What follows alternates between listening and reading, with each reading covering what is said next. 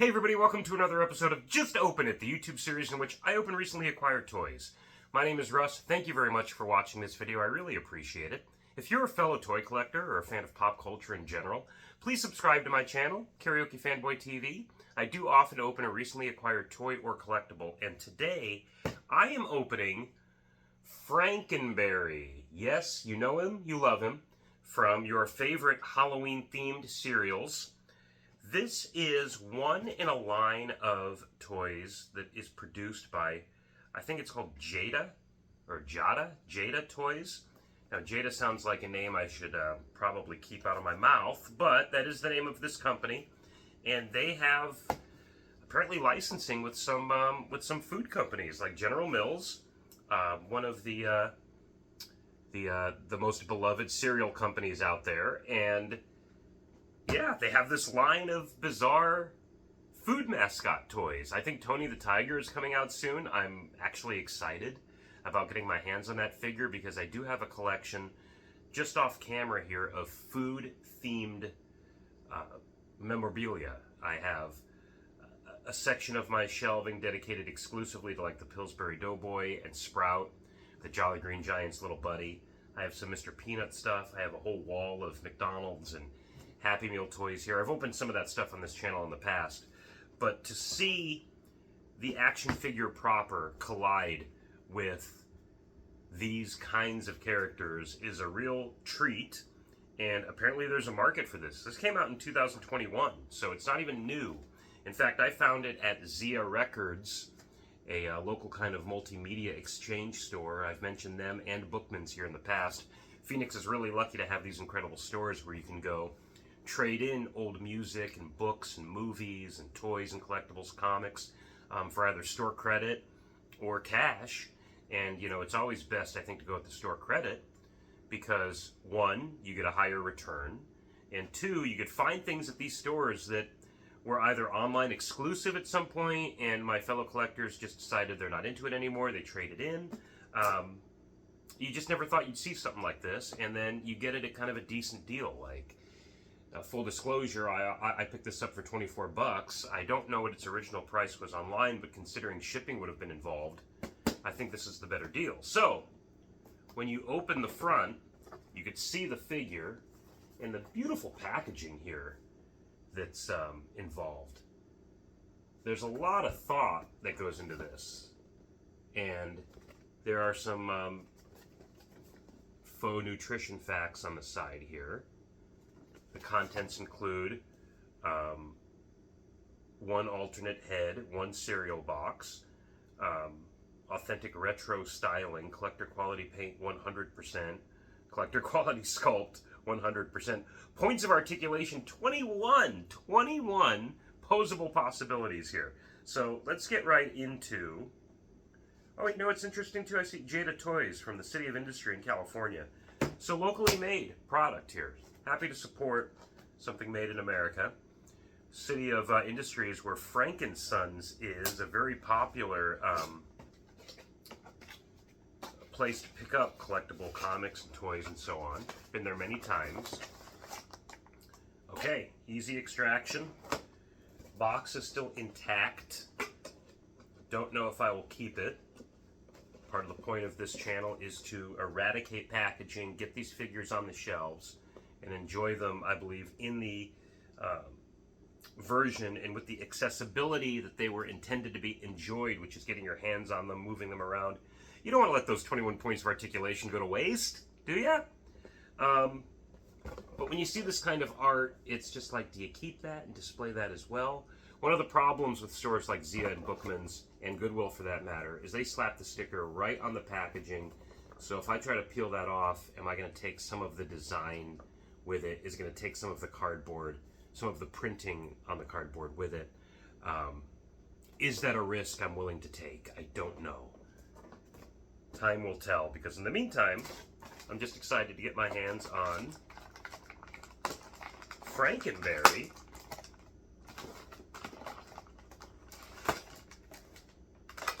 Okay, even more fun art here. All of this drawn by someone, and so I don't want it to go without notice. And the detail is Very cool. You have, of course, Boo Berry and Count Chocula present and accounted for. Let's see, is the Fruit Brute in there too, maybe? There are other,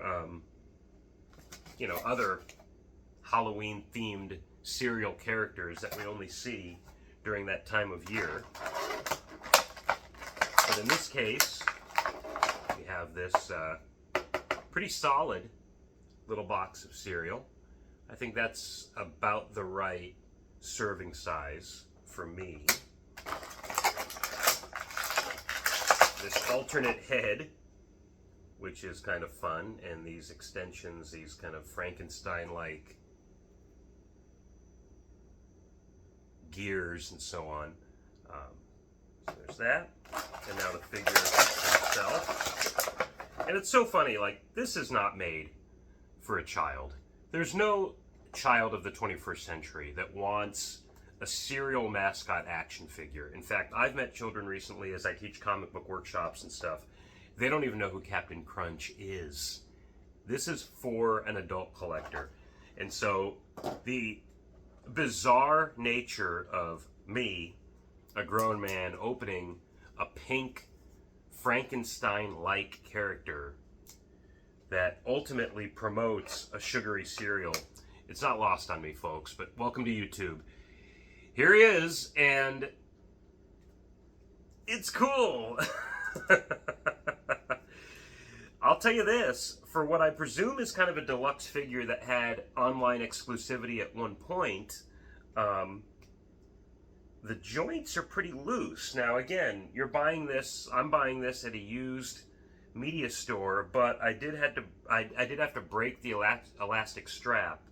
So I don't think this guy was ever unboxed before. You always run the risk of somebody kind of unboxing something, keeping the packaging, displaying or whatever for a while, maybe trying to resell and failing, and then putting everything back in the package and taking it back to the store. Big risk you run when you shop for toys at places like this. But so I'm saying all that because the joints feel really loose, and I would have expected something a little more stiff and solid for a figure of this kind of caliber, made from, I think, an independent toy company like Jada. But he's top heavy for sure, quite rotund, but yet with minimal effort is able to stand here on his own. Can we find the 21 points of articulation? We have the head 1, the hands 2, 3, elbows 4, 5, shoulders 6, 7, 8 at the waist. That is really loose. That's super surprising to me. And then 9, 10 here at the thighs, 11, 12 at the knee, 13, 14 at the feet. Now that's all I'm getting, unless the bending of the arm and the swivel of the arm, the forearm at the elbow. If that each counts as a point of articulation, then yeah, I guess double this, probably double that. This isn't a math show. I'm just trying to figure this out. How well can he hold the cereal box? For display's sake, I would assume he'd have to hold it pretty well. But, and is there pictorial evidence of that? Not really. So, I don't know, maybe not. I don't think so. I'm not going to really force it. But he does kind of have that cupped hand and then the flat other hand, which is pretty traditional for old school action figures. You know, you put an accessory here, and then this was just for gesturing if you did such a thing with your toys, and some of us did. So, all in all, pretty cool in its sheer uniqueness. There's a kitsch factor here that I think a lot of people might appreciate now more than ever. Let's swap heads, just see what it's like. Something, you know, I'm not a big fan of doing, actually. Wow, and look at that. So it's like a whole mechanism up here upon which you snap that head. But this one has a more excited expression. Like this one's saying, hey, it's breakfast time and I'm here for it. Shovel that sweet, sugary goodness right down this gullet. And just as cool. I mean, I could, well, I guess I didn't snap that on all the way, but there we go. I could stand with either head, actually. I might prefer this one, just because it's a happier expression and a little more striking to the eye. I mean, if you're spending the money and you're putting this on your shelf, they essentially become statuettes at that point. And so you want something that kind of betrays the ultimate potential of the figure. And here he is. Do I want the other characters in this line? Absolutely. Will I go out of my way to find them online? Probably not. If I stumble upon them in the wild at retail, as I did, that's when I will snatch these up. Although Tony the Tiger is a favorite, and I might have to proactively go online. I know there's a Chester Cheetah out there as well, which might have been the first figure I saw in this Jada line of snack food, cereal food, themed toys. Sugary food is what I should say, ultimately. Junk food.